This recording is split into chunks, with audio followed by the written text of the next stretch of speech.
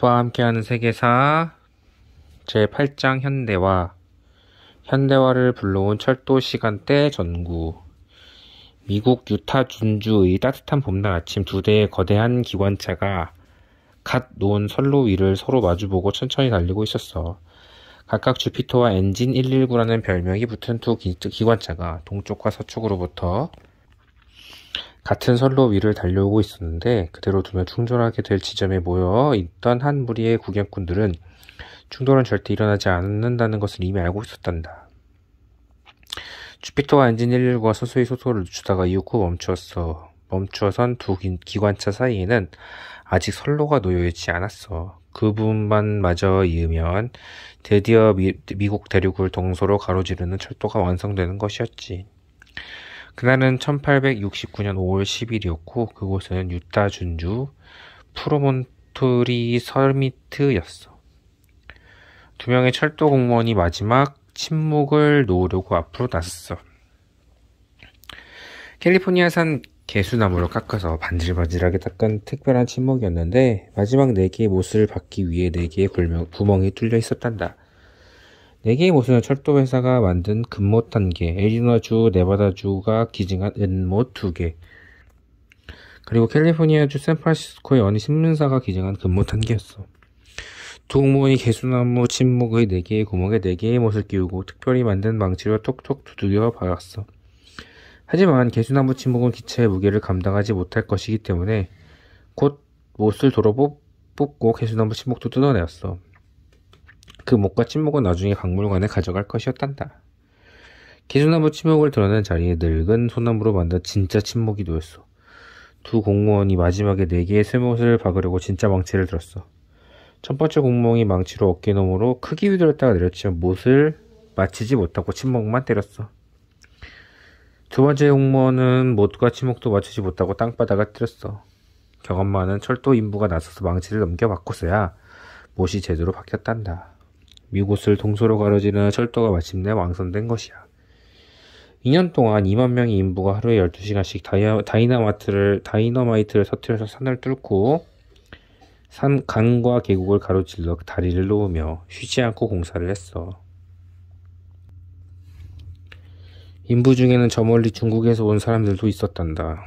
미국의 동부 해안에서 서부 해안까지 단 한 곳도 끊어진 곳이 없는 철도가 놓였어.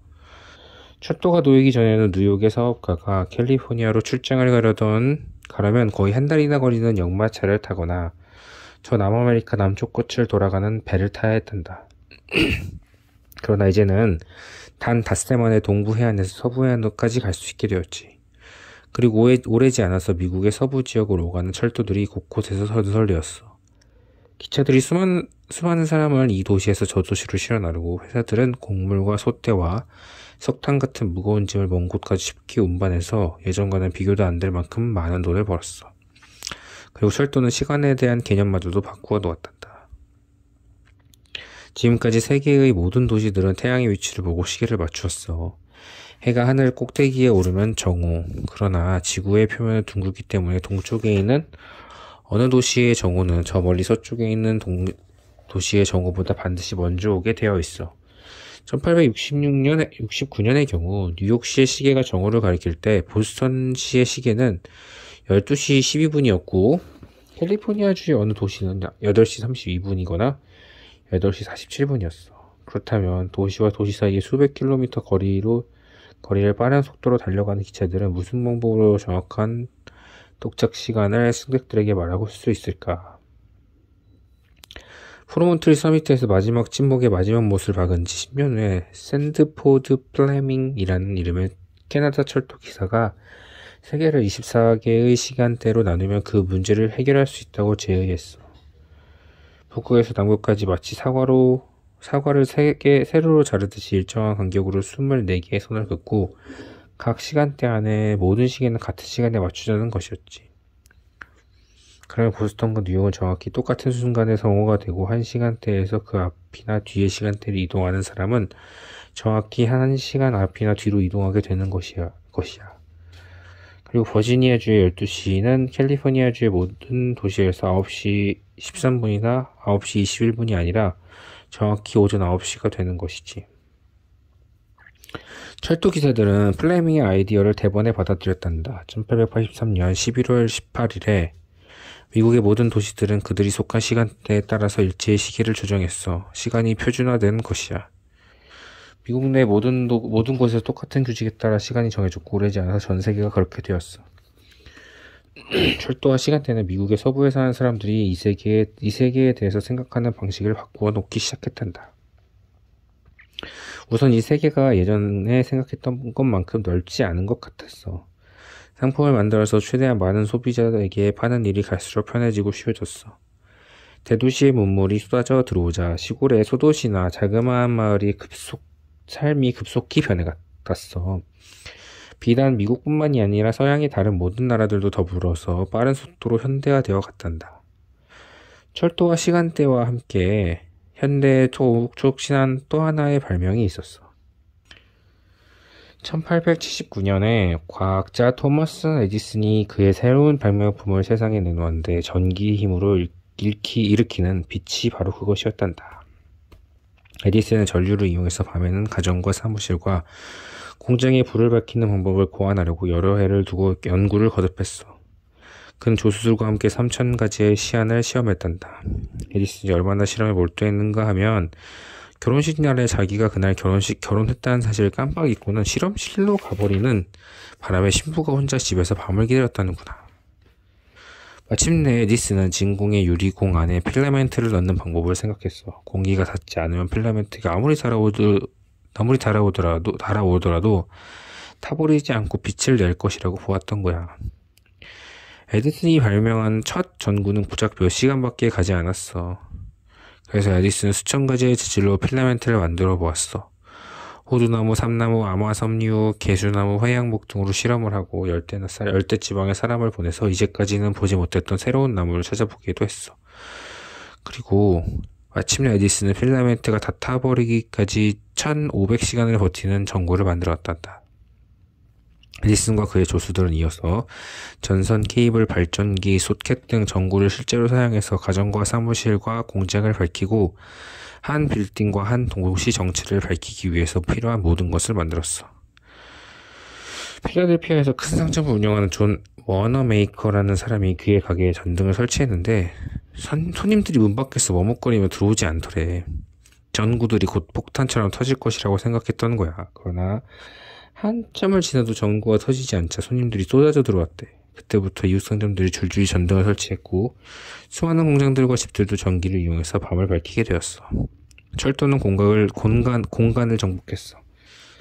이제는 어떤 회사가 수백 킬로에 떨어진 곳에 가는 사람들에게 제품을 파는 일이 아주 손쉬운 일이 되어버렸어. 그리고 시간대는 시간이라고 하는 아리송한 문제를 정복했던 것 같아. 이 사람들은 해를 보고 시계를 맞추는 것이 아니라 각기 자기가 사는 곳의 시간에 따라서 맞추게 되었어. 그리고 전등은 어둠을 극복했어. 이제는 해가 졌다고 해서 하루의 노동이 끝내지 않게 되었어. 해가 진 뒤에도 언제까지나 일을 할 수 있게 되었지. 일본의 메이지 유신.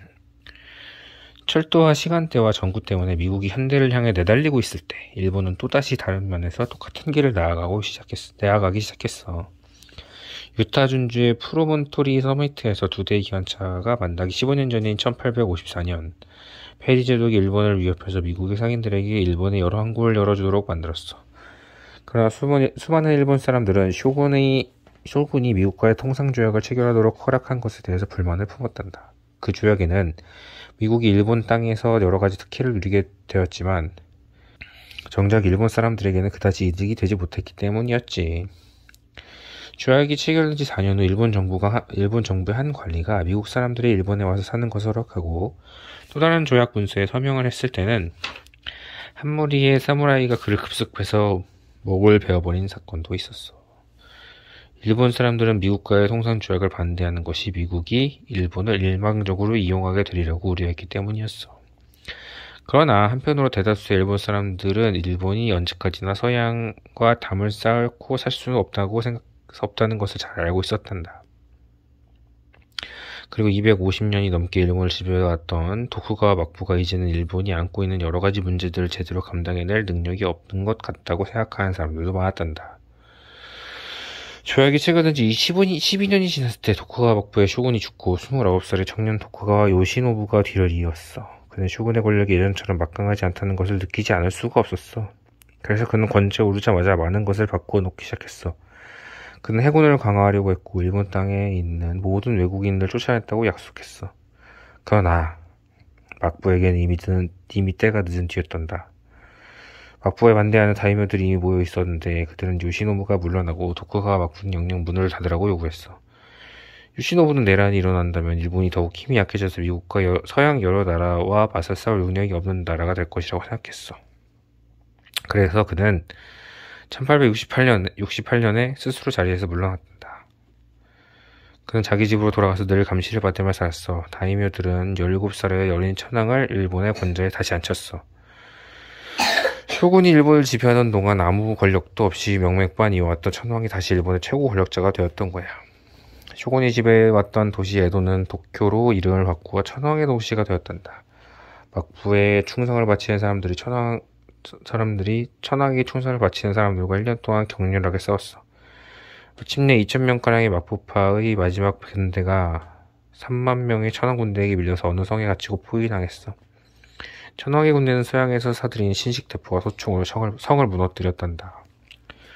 이제 일본은 새로운 시대가 열렸어. 천황을 다시 권좌에 앉히고 다이묘들은 그 사건을 메이지 왕정복고라고 불렀어.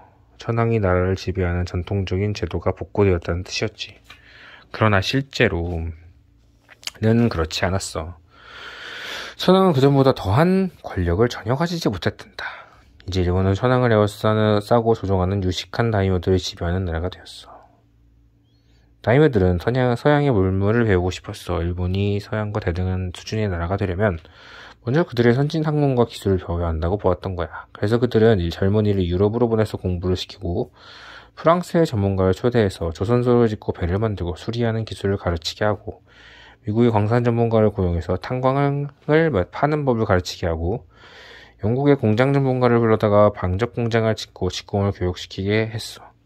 1872년 모든 일본 일들은 공식적인 행사와 집회에서 반드시 서양 의복을 입고 나와야 한다는 조치를 내리기도 했단다.